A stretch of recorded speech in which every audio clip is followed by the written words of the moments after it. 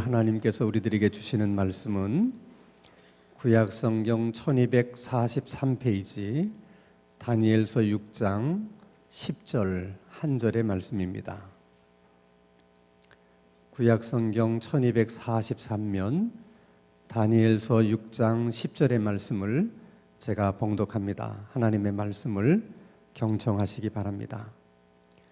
다니엘이 이 조서에 왕의 도장이 찍힌 것을 알고도 자기 집에 돌아가서는 윗방에 올라가 예루살렘으로 향한 창문을 열고 전에 하던 대로 하루 3번씩 무릎을 꿇고 기도하며 그의 하나님께 감사하였더라. 아멘. 세상의 모든 학문들은 의학이 됐든 철학이 됐든 물리학이 됐든 그 시대마다 중요하게 생각하는 연구 과제들이 있습니다. 심리학의 경우에는 2000년에 들어서면서 인간의 행복에 대한 관심이 굉장히 깊어졌습니다. 도대체 그 행복이라고 하는 정체가 뭘까? 그리고 인간이 행복하다 느낄 때가 어느 때인가? 그리고 사람들은 무엇을 행복이라고 정의하고 행복이라고 생각하는가? 이런 부분들에 대해서 이제 많은 연구를 하고 또 실험을 했습니다. 그 연구 결과 여러 가지 내용들이 이제 보고가 됐습니다만은 그 중에 가장 중요한 것은 인간의 행복이라고 하는 것은 지금까지 우리들이 생각하는 것처럼 어떤 외부 환경에 의해서 결정되는 것이 아니라 개개인의 어떤 감정과 생각에 의해서 결정이 되는 것이다 하는 중요한 이제 결과를 얻어냈습니다. 예를 들면 이런 실험을 한 것이죠. 강남에 아파트가 한 채 있고 또 현금이 한 20억 정도 있으면 참 노후가 편안하고 그리고 행복할 수 있겠다. 이제 많은 사람들이 이제 그렇게 생각을 하죠. 그렇게 생각을 할 때 이제 그런 집단을 만드는 겁니다. 그러니까 아파트가 한 채 있고 또 20억 현찰이 있고 또 더 이상 있는 사람들의 그룹, 또 그렇지 못한 그룹, 이렇게 그룹을 만들어서 여러 항목으로 이제 물어보는 거예요. 행복하십니까? 그랬더니 우리들이 생각하는 것처럼 그런 모든 조건을 갖고 있는 그룹에서도 이렇게 행복하다고 말하는 사람들이 생각처럼 많지 않더라는 거예요. 근데 반면에 행복하지 않을 것 같은 그 그룹, 그런 조건이 안 되는 그룹에서는 다 이제 불행하다는 얘기를 할 것 같은데 오히려 또 그런 그룹에서 행복하다고 말하는 사람들이 또 생각외로 많다는 것입니다. 이제 그런 여러 차례의 실험을 통해서 이제 얻어낸 결론이죠. 그러니까 행복이라고 하는 것은 외부의 요인에 의한 것보다는 개개인의 생각과 감정에 더 많은 영향을 받는다는 것입니다. 그런데 그러면 사람이 언제 행복하다고 느끼게 되는 것일까? 또 행복하다는 감정을 가지기 위해서는 사람들에게 어떤 것들이 필요할까? 그런 부분들도 이제 연구를 했습니다. 그래서 학자들마다 그 부분에 대해서는 좀 이론이 조금씩 달라요. 그럼에도 불구하고 모든 심리학자들이 공통적으로 얘기하는 항목이 하나 있습니다. 그게 감사예요. 사람은 감사할 때 행복하다는 감정을 느끼게 된다는 것입니다. 그럼 왜 사람은 감사하는 마음을 가질 때 또 감사할 때 행복하다는 감정이 드는 걸까? 연구를 해보니까 사람들의 마음속에 정말 감사가 있게 될 때 우리 뇌에서 우리 몸에 그렇게 기분 좋게 만드는 여러 가지 그 호르몬들이 분비가 된다는 거예요. 그러면 감사하다는 생각을 할 때 왜 뇌에서는 그런 호르몬들이 분비되는 걸까? 그런 상관관계는 사실 아직까지 밝혀내지를 못했어요. 근데 신앙인의 관점에서 보면 하나님이 인간을 창조하실 때 그렇게 설계하시고 아마 그렇게 디자인을 하셨기 때문에 그런 것이 아닐까, 그런 생각이 듭니다. 그러니까 하나님께서 인간을 행복할 수 있는 그런 존재로 이렇게 만드실 때 거기다가 만들어 놓으신 장치가 뭐냐면 감사하면서 살라는 거예요. 근데 묘하게 이 감사는 겸손한 사람들이, 또 우리가 겸손할 때 감사를 많이 하게 되고, 또 교만하거나 교만한 사람들은 감사가 별로 없다는 것이죠. 결국은 그 말은 사람은 겸손할 때 감사하게 되고, 그래서 행복하게 되고, 교만하면 그래서 감사가 이제 없게 되고, 그래서 또 행복하지 못하게 된다는 거예요. 그러니까 교만한 사람은 우리가 생각하는 것처럼 모든 환경에 조건이 좋고, 또 자기가 원하는 것들을 다 소유하고 있다 하더라도 감사하지 않는 한, 그런 것들에 대한 감사한 마음이 생기지 않는 한은 행복하지 못하다는 거예요.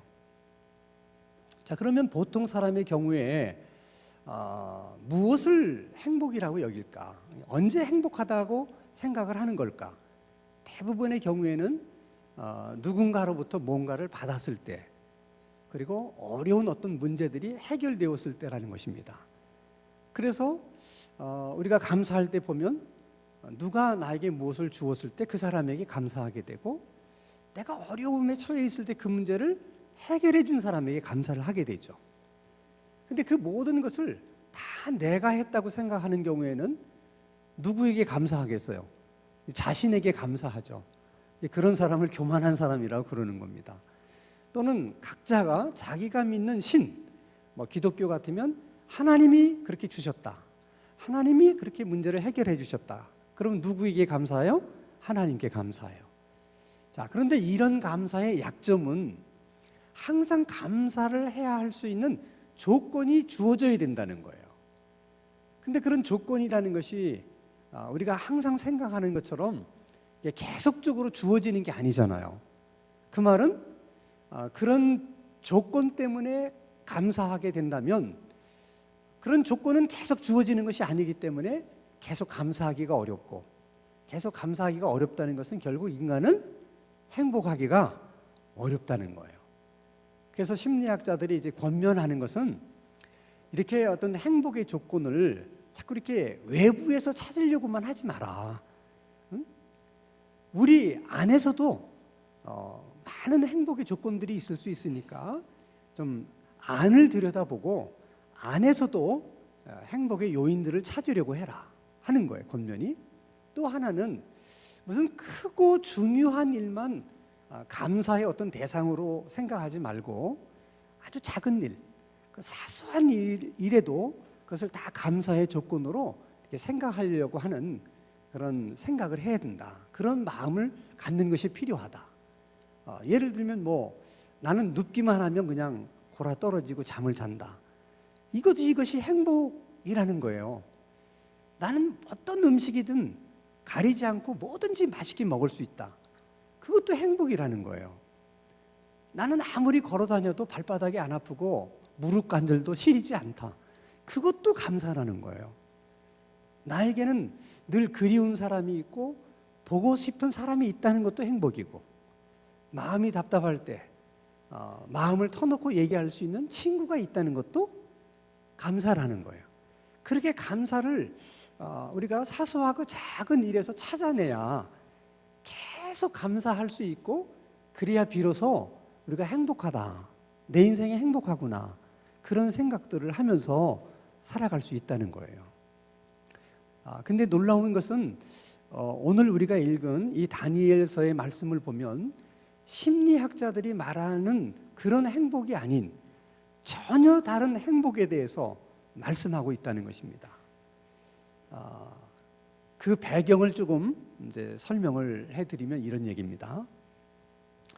자, 이스라엘을 멸망시킨 나라가 바벨론인데, 바벨론은 이스라엘만 멸망시킨 것이 아니라 주변의 많은 국가들을 다 멸망시켜서 자기 나라로 만들었어요. 그러니까 그 땅덩어리가 엄청 큽니다. 중국만큼이나 큰 나라가 된 거죠. 이 큰 땅덩어리를 임금님 혼자서 다 관리하고 다스리기가 어려우니까 우리로 말하면 국무총리를 세우는데, 국무총리 한 사람을 가지고는 다 다스리기가 어려운 거예요. 그래서 총리 3명을 세웁니다. 그래서 맡아서 이제 나라를 이제 분할 통치 관리하는 것이죠. 근데 그 세 명의 총리 가운데 다니엘이라고 하는 하나님의 종이 총리가 돼요. 근데 다니엘은 하나님께로부터 지혜를 받아요. 하나님이 주신 지혜가 있다 보니까 다른 총리들에 비해서 어떤 국정을 이렇게 해나가는 데 있어서 굉장히 탁월한 거예요. 하나님의 지혜로 하니까. 이게 비교가 되지 않을 만큼 탁월하게 행정을 처리해 나가는 걸 보고 임금이 감탄을 하는 거죠. 그러니까 얘는 혼자서 여러 사람들이 할 몫을 다 할 수 있는 거예요. 그래서 그 다니엘을 너무 총애하고 신임한 나머지 어느 날 다니엘을 불러서 이제는 네가 혼자서 그냥 이 나라를 다 다스려라. 네가 다 관리해라. 너 혼자도 충분히 할 수 있다 내가 보니까.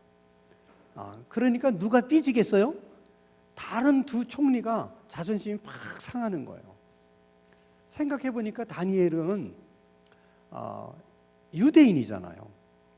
그래서 자기들이 멸망시킨 나라의 포로로 데려온 사람인데 그런 사람을 왕이 총리로 세운 것만으로도 사실은 자존심 상하는데 우리를 다 제껴놓고 걔 보고 다 다스려라. 이게 말이 되냐.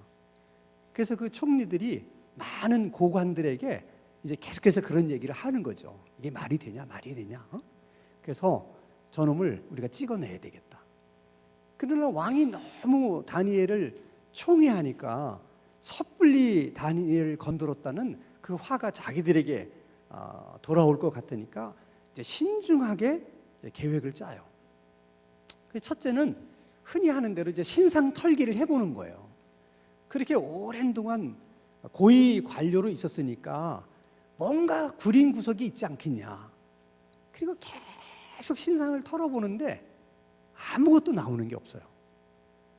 그러니까 자기들도 알았어요. 다니엘이 왜 왕이 그렇게 총애하는지를. 이렇게 신실하고 정직하고 충성심한 신하가 어디 있겠습니까? 그래서 자기들이 속으로 참 괜찮은 사람이라고 인정은 했지만 그들의 목적은 어쨌든 이 다니엘을 찍어내는 데 목적이 있었기 때문에 그 뜻을 굽히지 않습니다. 그런데 이 다니엘을 이제 신상털이를 하면서 오랜 동안 지켜보지 않았겠어요? 계속해서 살피고 지켜보는 가운데 다니엘에게서만 발견되는 아주 특이한 행동이 있다는 걸 알았어요. 그게 뭐냐면 항상 정한 시간에 정한 장소에서 하나님께 기도하는 거예요. 혹시나 해서 그 시간에 가보면 틀림이 없어요. 꼭 그 시간에 되면 하나님 앞에 무릎을 꿇고 기도하는 거예요. 그래서 이걸 가지고 다니엘을 찍어내야 되겠다.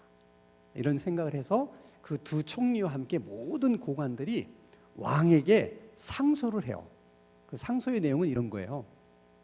앞으로 한 달 동안 왕을 제외하고 다른 사람들에게나 또는 다른 신에게 기도하는 자가 있다면 그런 자는 사자굴에 쳐넣는 법률을 만들어 주십시오.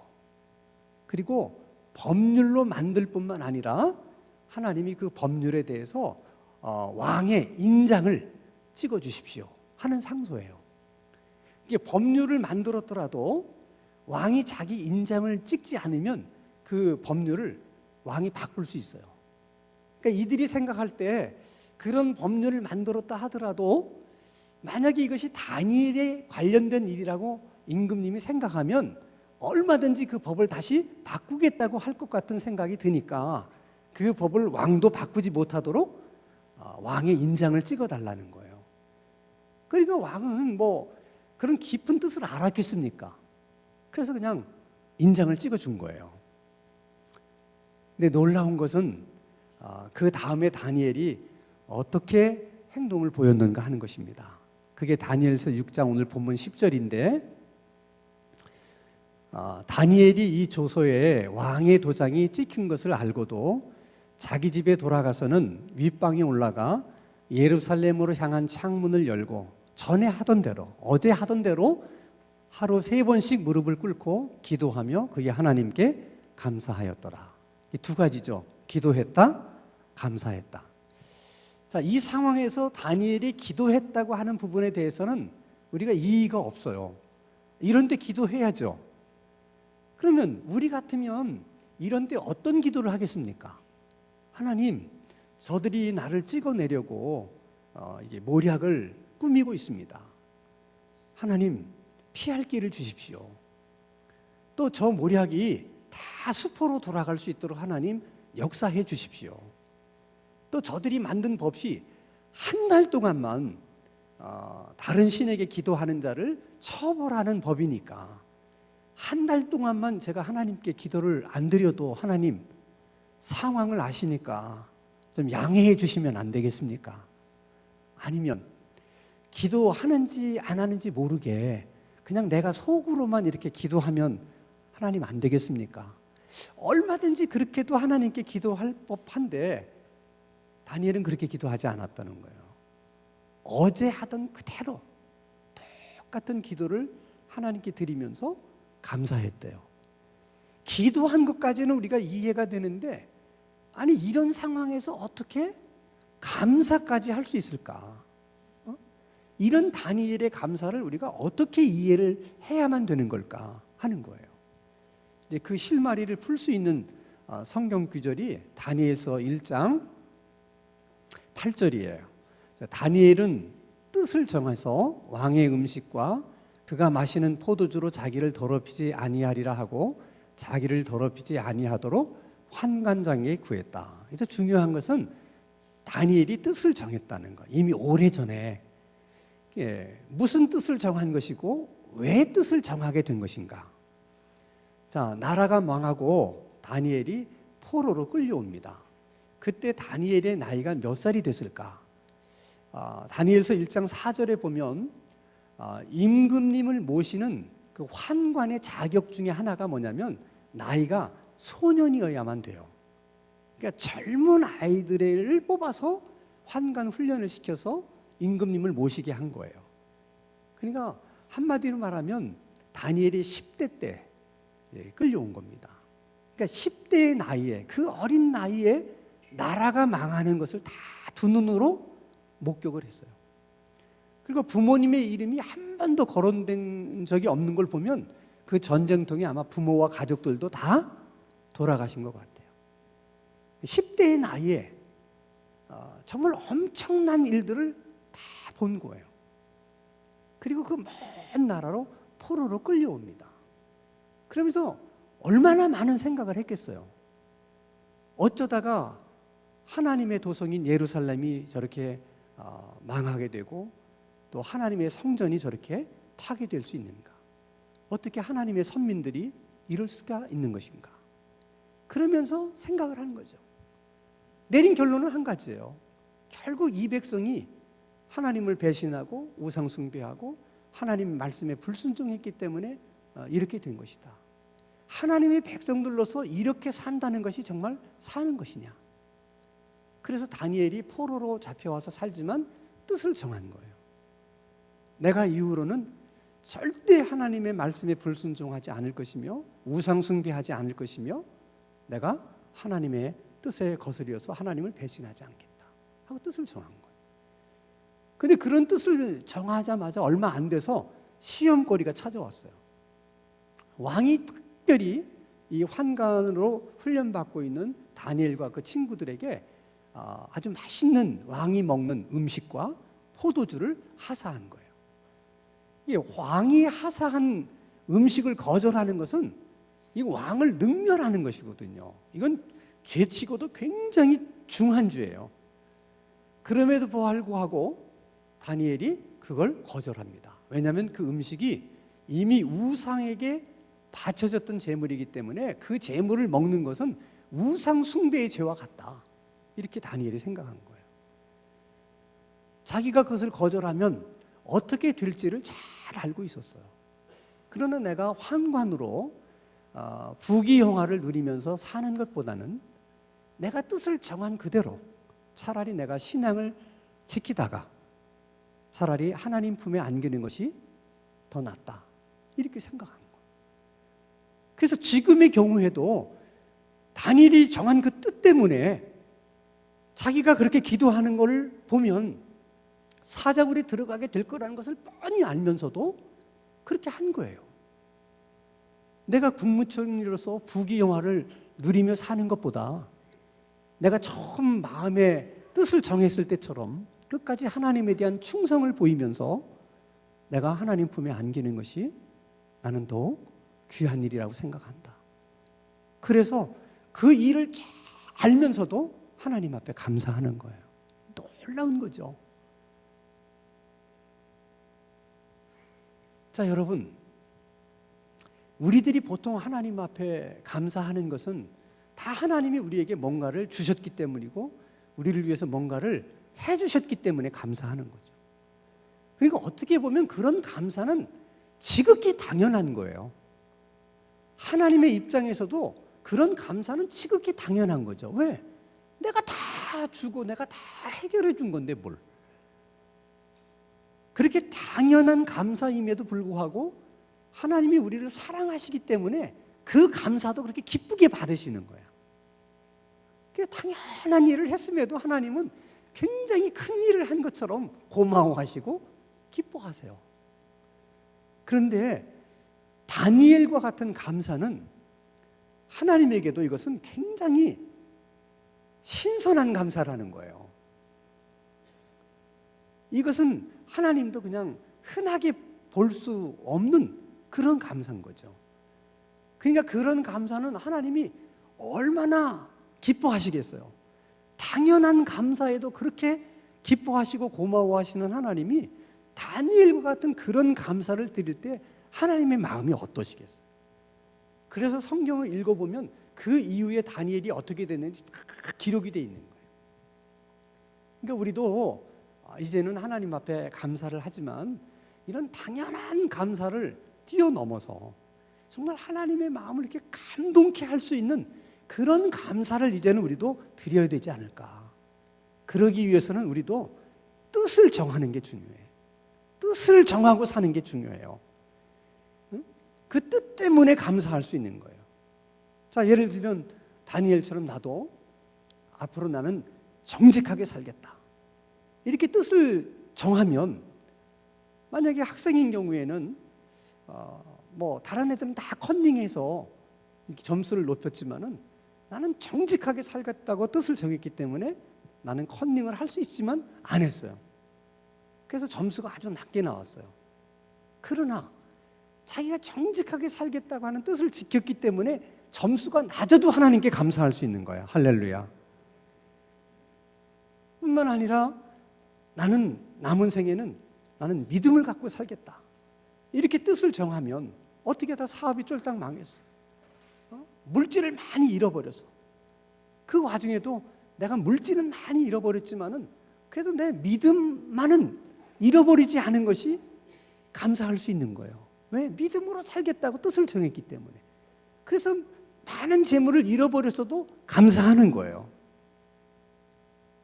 내가 예를 들어서 건강이 안 좋아졌어요.